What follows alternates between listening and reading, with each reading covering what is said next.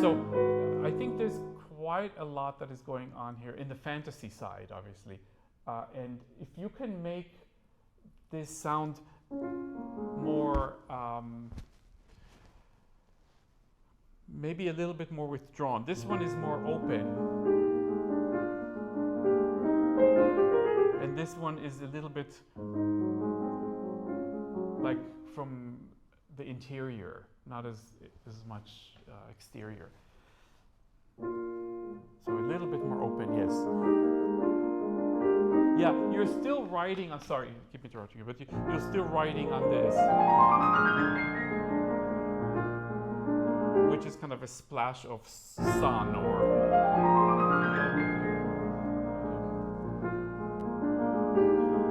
we're still in the same harmony, and then it evaporates.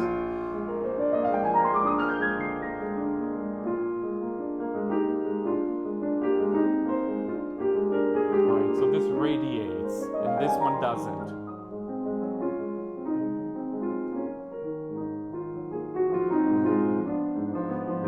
And now you have some new force coming in the left hand.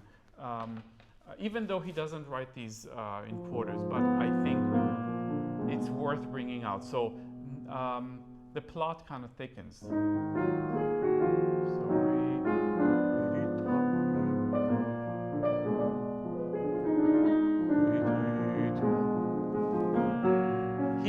He writes it with stems, but so maybe just do the second time again. So the yeah, sure.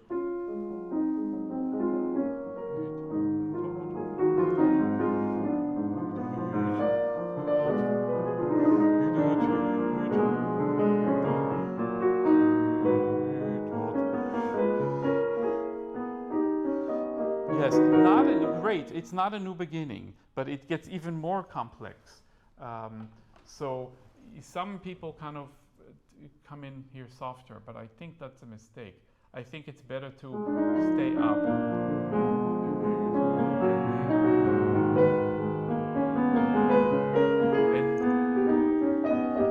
And this is like almost this stalemate. Do you know what a stalemate is? In chess, there's like chess, the game. Chess, yeah, there's a situation in the game that nobody can win. You're kind of stuck. So there's this dialogue here, and we can just keep going like this forever.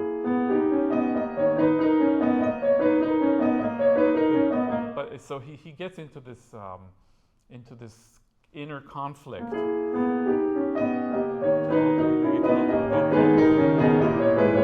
So I think that's really significant to bring this out.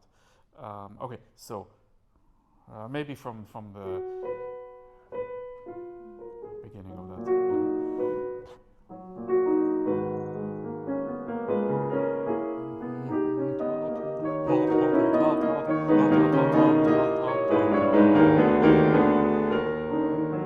Yes, sorry, but I wouldn't take time there. I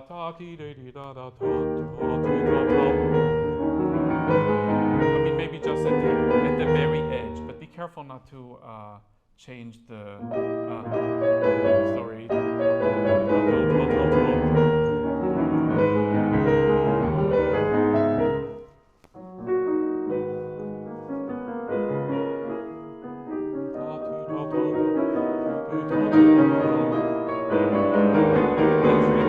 tricky thing is that when the left hand comes in a little bit louder, the right hand has to match it.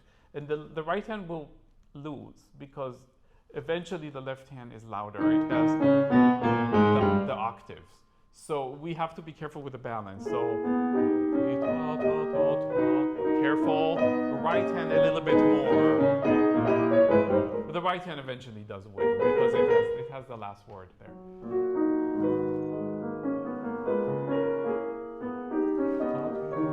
Right? Yes, right.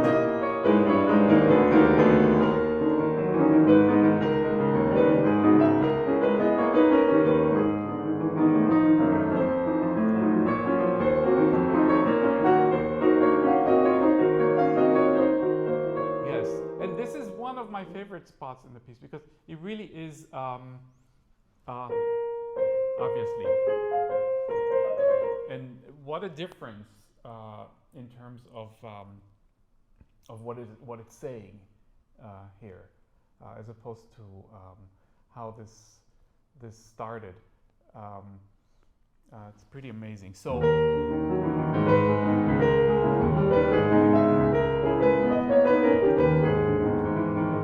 etc. So maybe just from here, and then we'll go on from the agitado.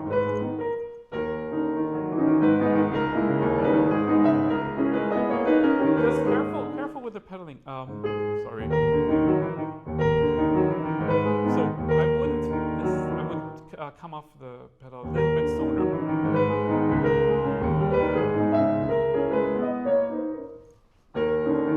Yes.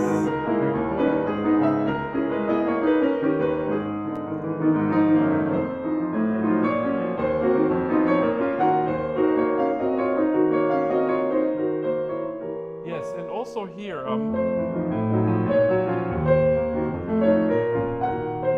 just watch out for the balance in the right hand. Sorry. Still top. So the top kind of leads us. Maybe just from...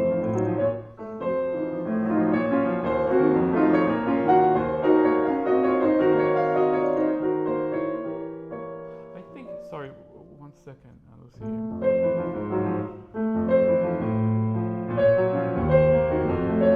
Maybe it's just the piano.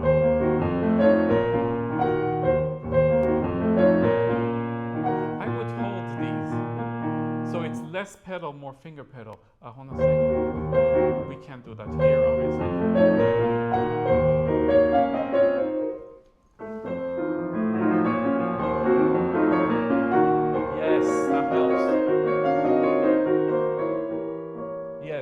And with very little energy that's left here.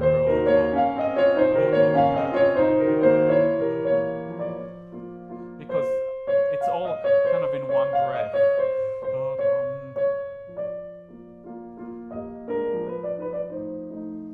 And then it's a huge change.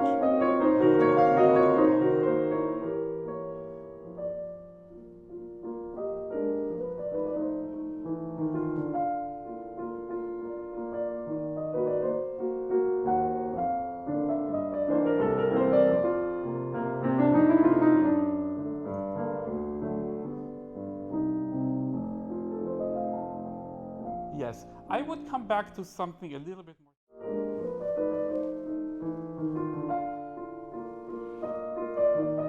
I think, okay, sorry. More the second time. So,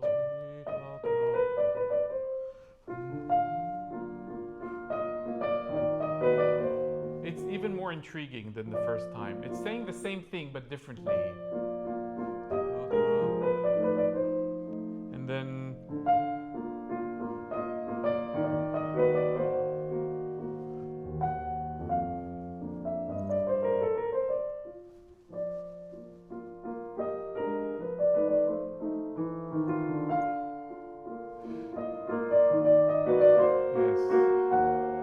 be careful not to crescendo. I wouldn't crescendo the left hand.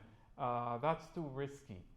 So each one is a question. But this is a much more suggestive or specific or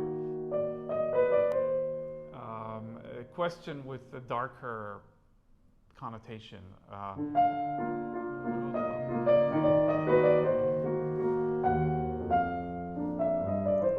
So it has to sound a little different. Yeah.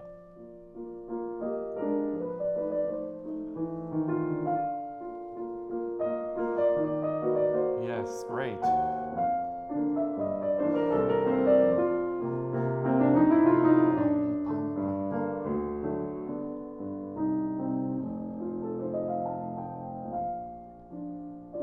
Great. Just one little remark about the left hand. These distances in the left hand between, for instance,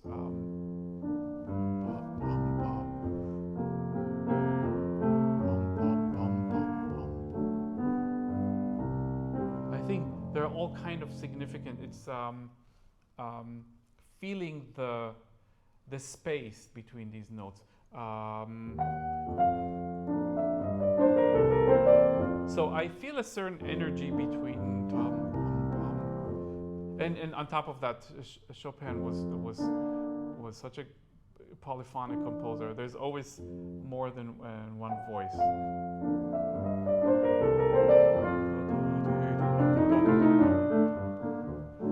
So let's try that again.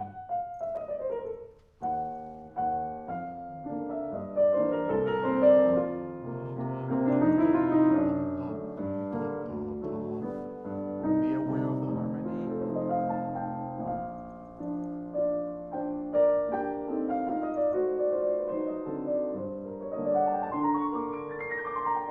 Beautiful. I really like that. Yeah, it's enough.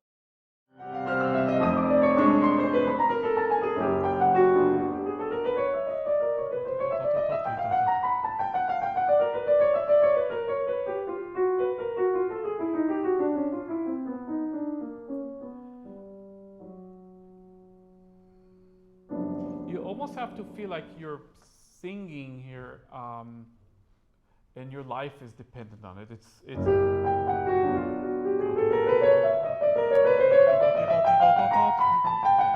sorry. Every turn has like some kind of suffering or.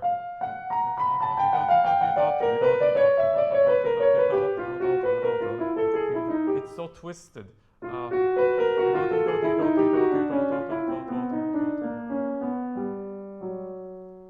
Very dark. So let's just try one more time. Maybe from.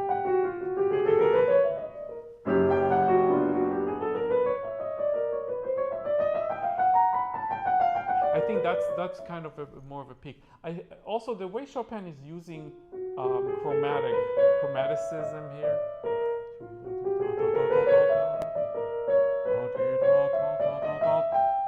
It's so intricate. So.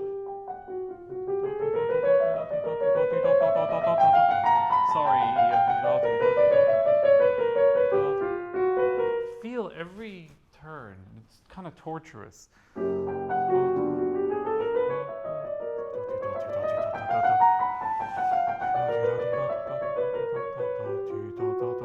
Great. I like that a lot more.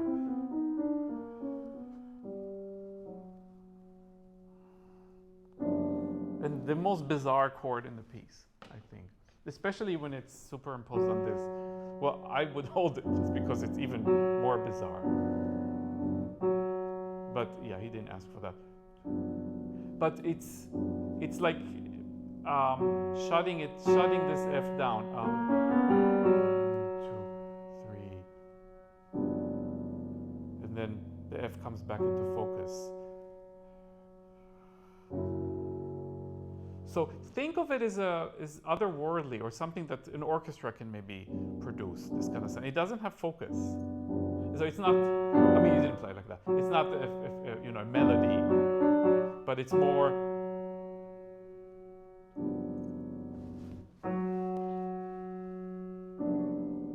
Great, and then back to focus.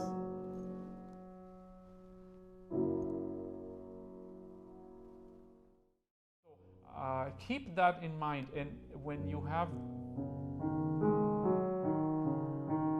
the lower voice that keeps coming up, let it kind of soar, like.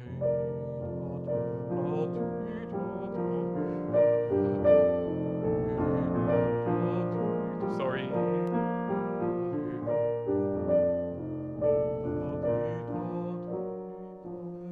And then it imitates in the right hand. It's amazingly beautiful, this section. And maybe a little bit more strict here in tempo.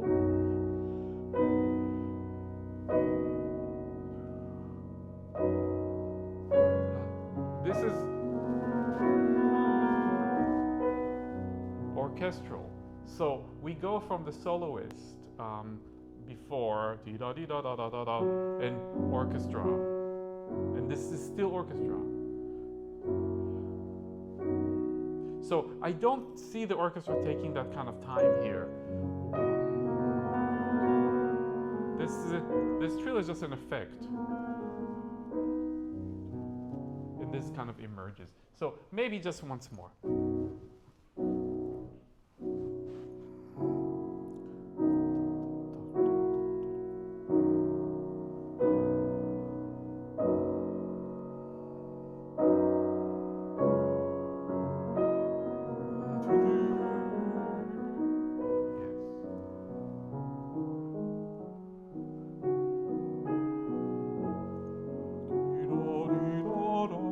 Disappear in the bass, going up a little bit.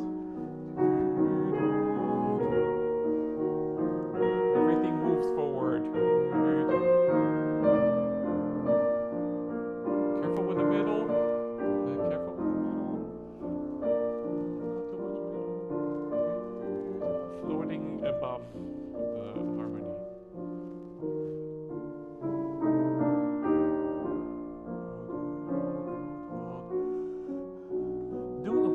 Beautiful. Do something a little bit more with the. It's very suggestive. I'm exaggerating, but go ahead. Third finger, yes.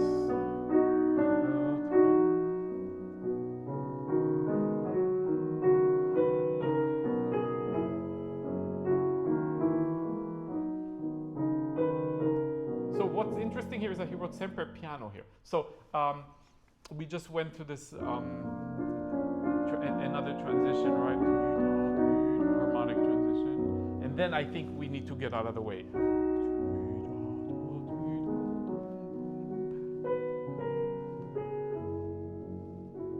Maybe. Because why would he write sempre piano here?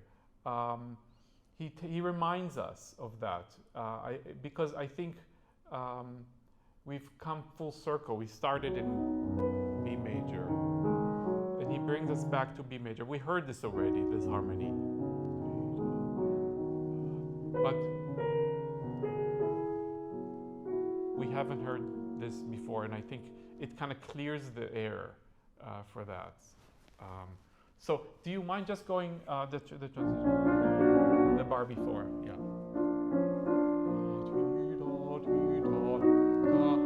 And then nothing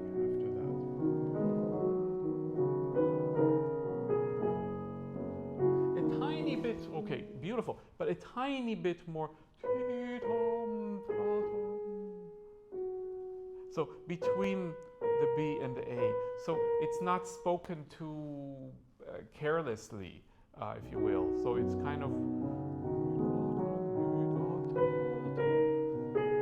If there were words here and you're pronouncing the words, you take time in that second syllable. If it's a different word, then you take time before the different word.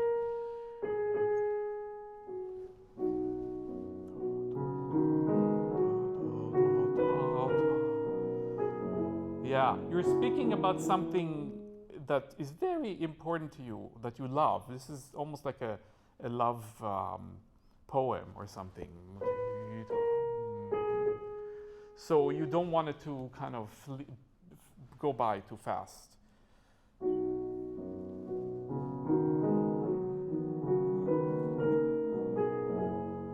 Bravo.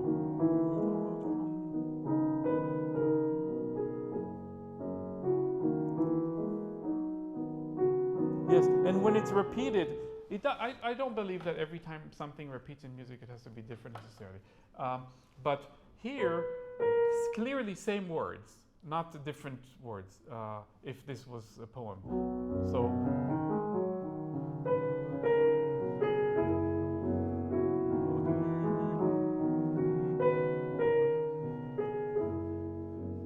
But maybe a little delay at the end, so it's not exactly the same. It also propels you forward that way.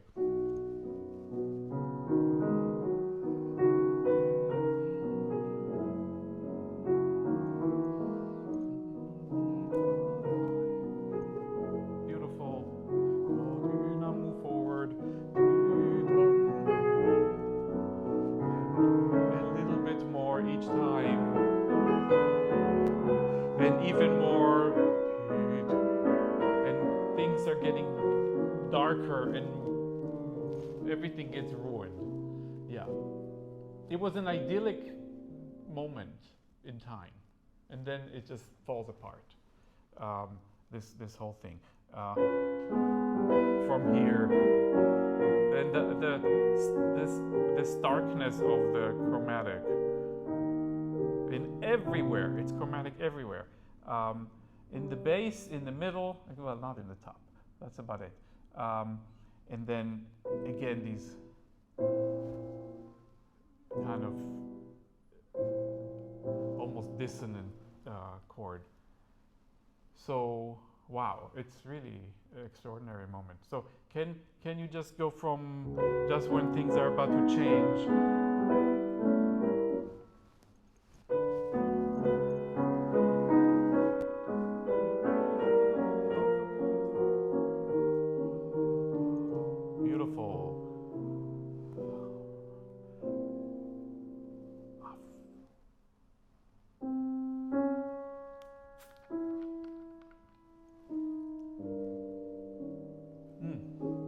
Careful that it's not too personal. You still have, remember, at the end. We don't want to get to that level of dynamics here, because then the next time it won't be different enough. Also, who is singing here? Is it the same character from before, etc., or is it this character? There are a few characters here. I think this might be the same as before. So it's a very heartbroken character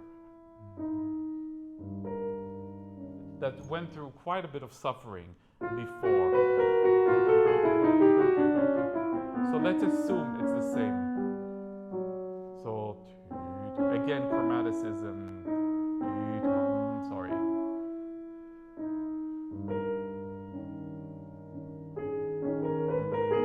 So project a little bit more.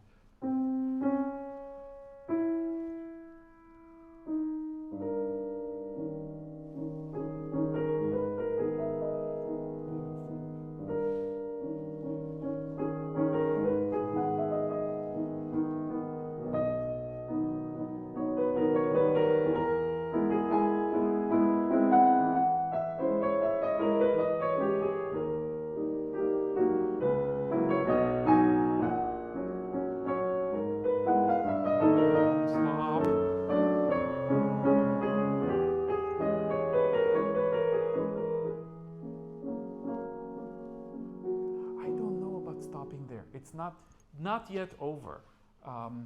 That was absolutely beautiful, I thought. Sorry, but everything keeps going.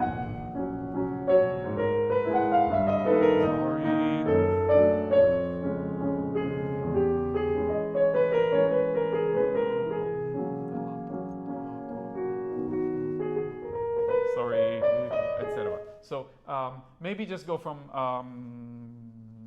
anywhere you want. It doesn't matter. A little before. Sure.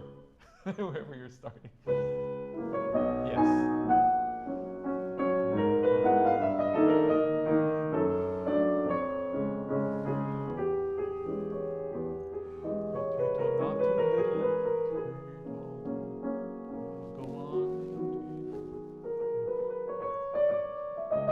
Yes, otherwise this place becomes very sentimental. And I don't think that's the idea. So, sure, we can do this.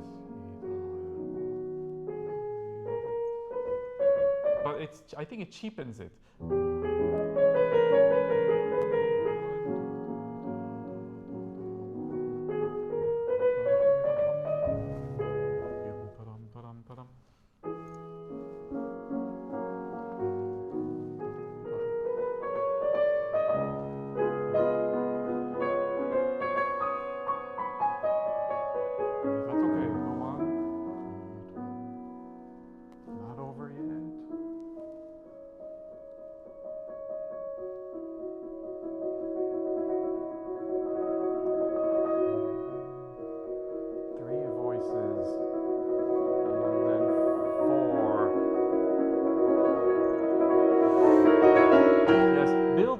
bit more. It's a place that no one can breathe, because it's so intense.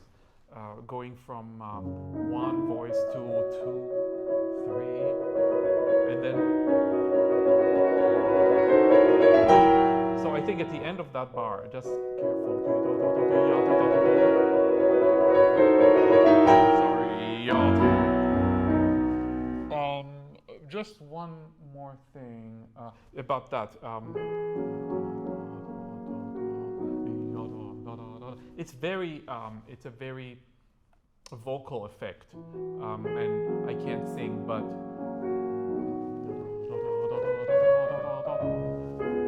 meaning it's not each one, right? We don't quite know what key. That's all.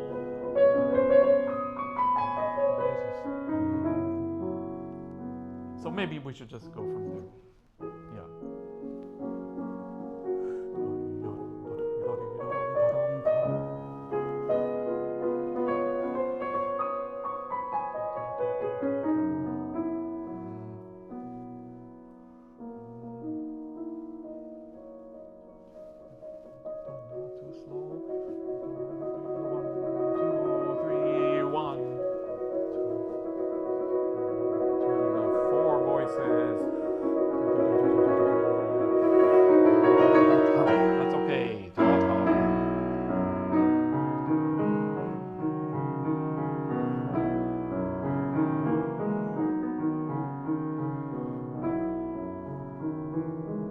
Yes, and that's it's still there.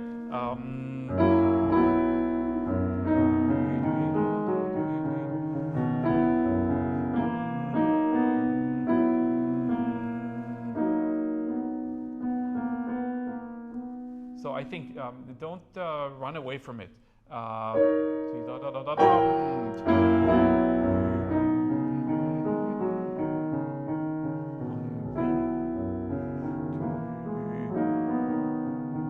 And even a little bit here. So let's just try that.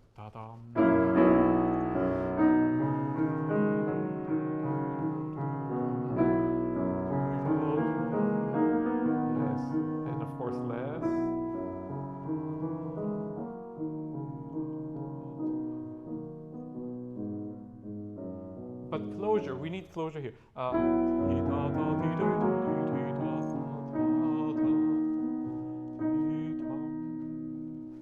So maybe just, yeah. Don't forget the D. Yes.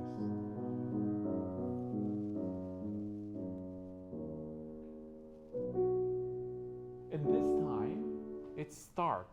I don't have a B in this edition. I know we're using the same edition. Yes, when I learned this piece, I'm pretty sure the Henley edition had a D sharp here, but now it doesn't. So we need to get to the bottom of that. But for now, let's not play the B. So it's stark, sort of like beginning of the first ballad. So we don't have any sense of harmony. The harmony kind of fell apart. Well, we do here. So yeah, so go ahead. Maybe just.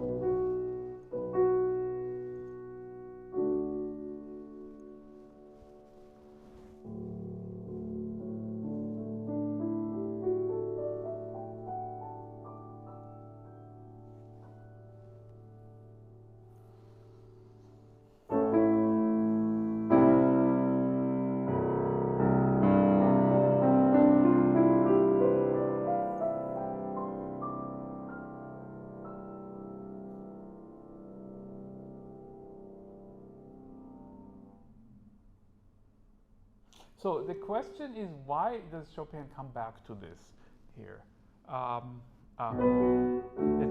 It's so different. It's so stark. In short, we don't go through the whole thing. So he's coming back to somewhere that is somewhat familiar, but it's no longer the same. It's very different, which is almost a philosophical question. So he has changed, and the place has changed that he's returning to, because it's a journey that he went through in the whole piece. So it's no longer the same. It feels almost kind of foreign now, not as comforting as in the beginning, or familiar. And it just and then it just gets cut. So it's sort of like a memory, but it's not an exact memory. It's sort of something that he remembers. So let's try that again.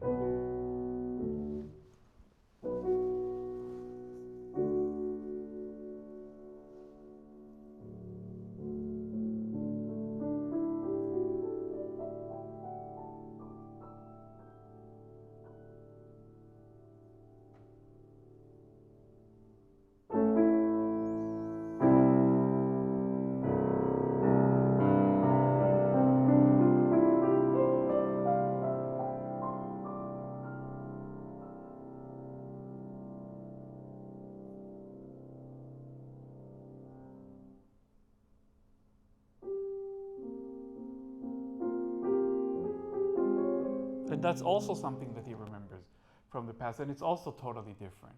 Before it had so much more life in it, and now it has no life.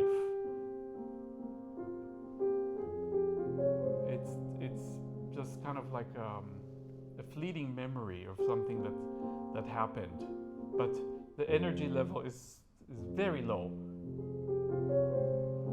It's no longer able to sing. It's not singing anymore. Let's try that.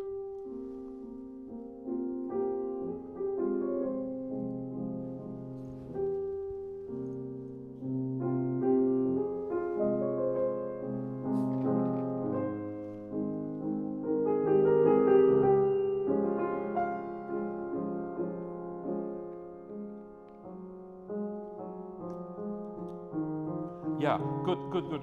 I think that this last chord, the D flat, now he's improvising sort of this end of the piece, the coda, and it all stems from a D flat, but without the root, right? So it's all suspended from there. So I want you to just pay attention to the way this kind of decays.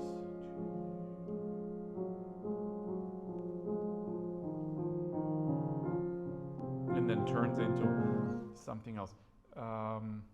It's like no wings here. It can't fly anymore. And a little, actually slower. And it's over. So from this point on, it's kind of coming back to life through this chord.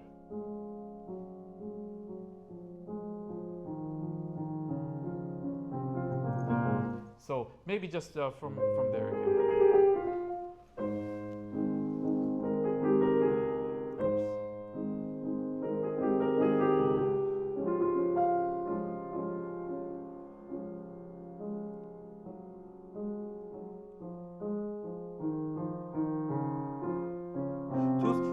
Sorry.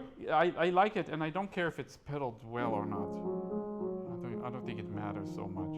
I mean, it's either way, but no crescendo until it's a little aimless. Not sure where it's going yet.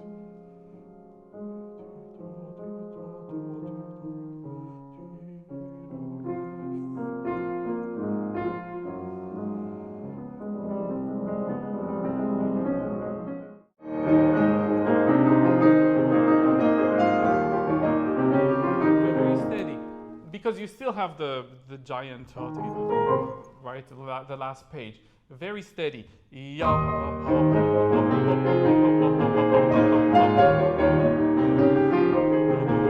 don't think you have to push to make it effective. Just shape, yeah. And balance.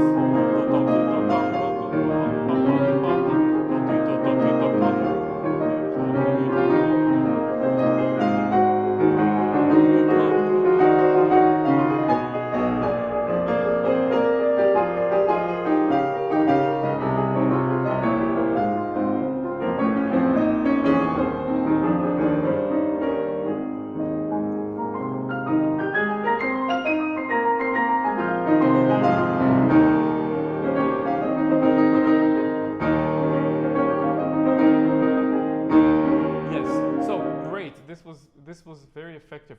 Bum, ba, da, da, da, with the left hand. So, a lot of the effectiveness of the character comes from the left hand. So, not too shy in the left hand.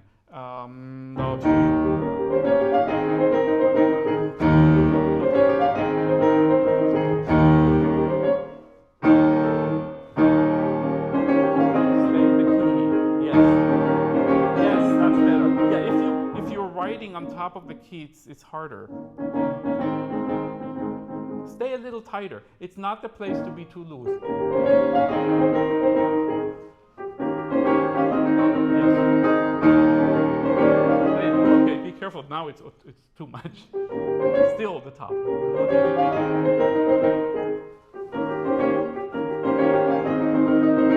Yes.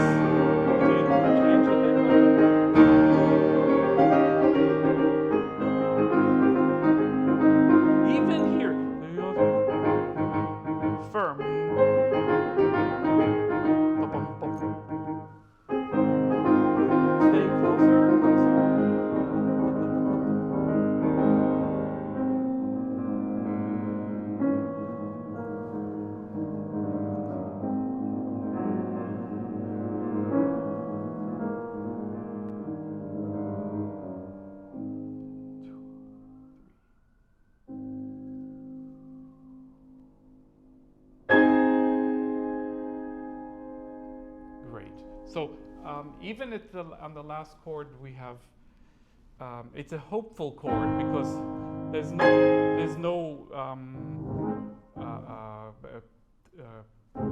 root chord. I mean there is that and it's the same pedal, but it sort of sums the piece in a way because